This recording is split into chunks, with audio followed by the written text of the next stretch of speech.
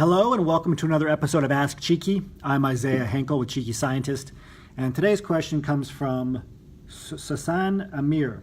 How do I act normally when talking to someone at an event? Great question, Sasan.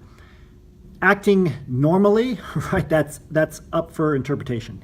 But what you want to do is you want to be yourself, of course. However, there are some principles that you can apply to help you build rapport with somebody at an event.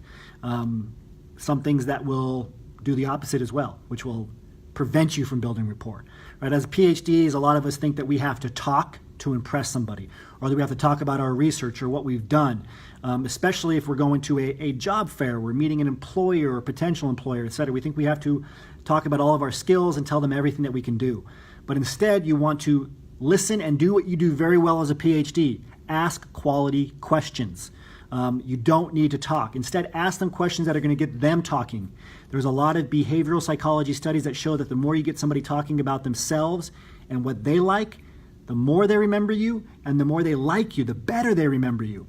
So what this means is if you go up to somebody and talk to them, ask them about what they're interested in. Ask them, what are you working on right now that you're interested in? Or what are you really passionate about right now?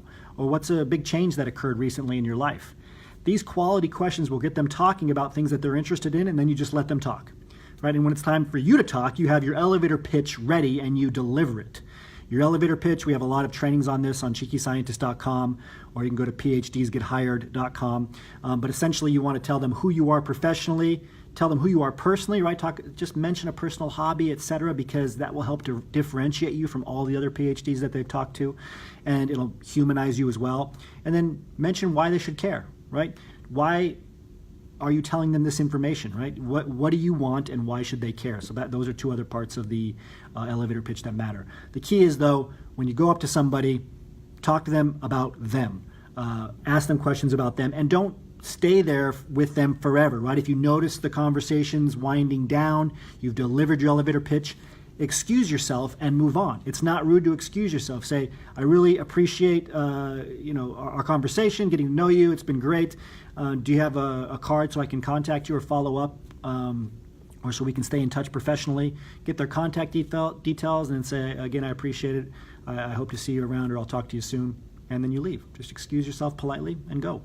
We have lots of other trainings on how to excuse yourself. But again, when you go to an event, meet people in a way that makes them comfortable, gets them talking about themselves, not about you.